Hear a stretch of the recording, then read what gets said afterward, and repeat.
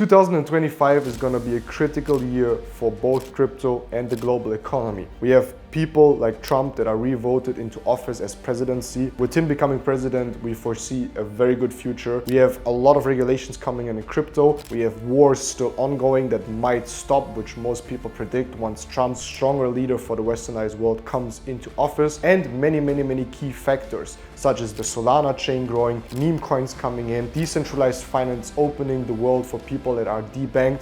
All of this is going to happen in 2025 and onwards.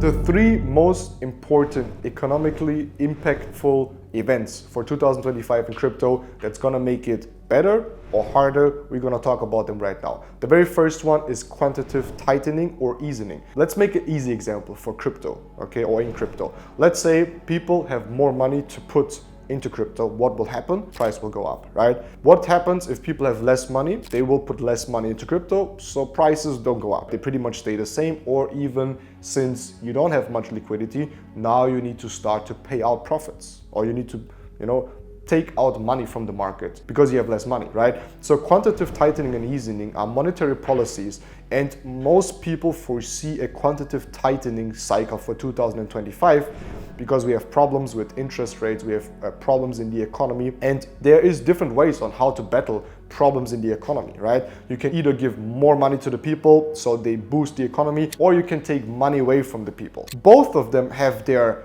theories and their results, and both of them are effective, shown in the past. But quantitative tightening will definitely mean that we have less liquidity in the market. So in the future, we need to keep these key factors, especially on the fundamental side, right, in the back of our mind on how the politicians, or let's say the ones that rule the money, decide if we will have a quantitative tightening or easing cycle, okay? Just so now you heard it, there's still no updates about it, but that's something you definitely need to look out for. How much money do the people have to invest, right? The more liquidity they have, the more they will put it into market most likely. The less they have, the less they will put into the market. So keep the quantitative monetary policies in the back of your mind.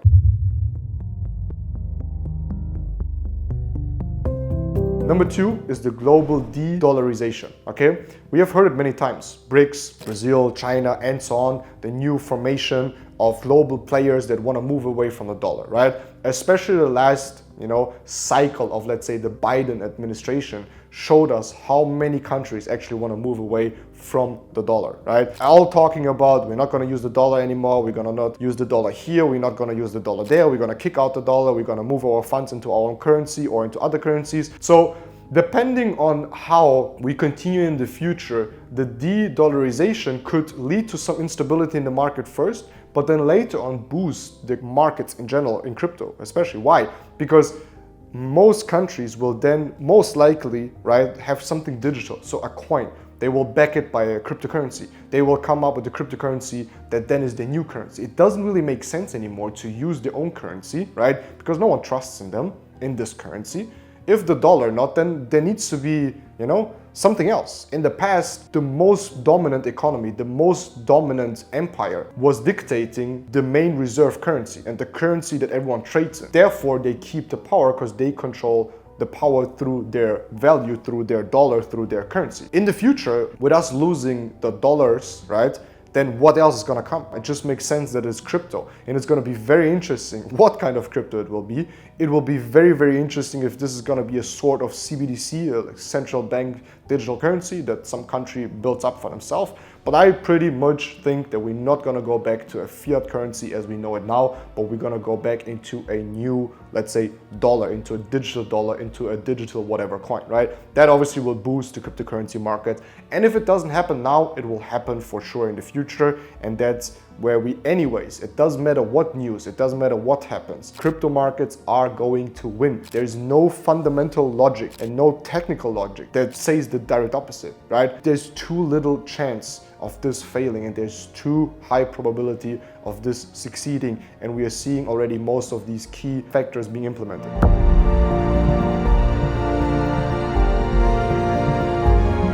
Third one, and that is just gonna support even more the theory that I just said, that there is no future without crypto, is digital economies, right? Think about most people right now. Think about people that are gonna turn 18 now. Where are they gonna focus on making their money? Do you think normal kids nowadays that are 15, 16, 17, that grew up with TikTok and their whole life is TikTok and their whole life is social media, that they gonna finish school and say, hey, look, I'm gonna work in an office. I'm gonna be someone that constructs houses. I don't really think that. It really depends on where you live, right? Cultures are different and ideas and concepts are different, but let's just talk about the normal westernized, right? Let's say younger teenagers now. They will focus on making money digital, right? Either with gaming, with streaming, with YouTube, whatever. There's gonna be so many these so-called macro economies coming up where people are gonna make a lot of money in these bubbles. And what do you think is gonna be used? Digital currency for sure, right? Digital currency. That's why the digital economy, where everything is, made online. I mean, most of my money I make online. I trade online. I do Zoom calls online. Most of the money that I make comes from online activities. Why not have digital currencies, right?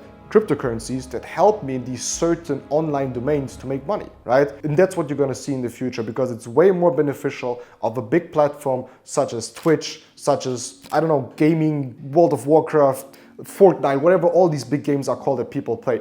It makes so much sense for them to implement their own Fortnite coin, their old World of Warcraft coin, their own Call of Duty coin, their own streaming coin, and you can really use this coin to pay people, give them their gifts and whatever, how the systems work, right? But there's gonna be these macro economies, and then later on you pay it out into a stable coin, so they control the supply, they control the price, they control the fees, they can make money on that, they can invite more people to use their, let's say, games, because gaming is one thing. People game for fun. But let's say in the future, people will start to game not only for fun, but they actually will make money with that. And that's definitely what is gonna happen. The internet, the digitalization is gonna be so insanely deep, where there's so many pockets, so many different areas of where people can make money, and there will be jobs that you don't even think about in the future that will emerge through digital economies. And since we are in a globalization phase, means there's no sense of countries anymore and borders. Everything is just going to happen on an online infrastructure anyways. And crypto is the perfect framework to operate this future goal of digital economies, of globalization, of money moving around the world with low fees in a very fast manner.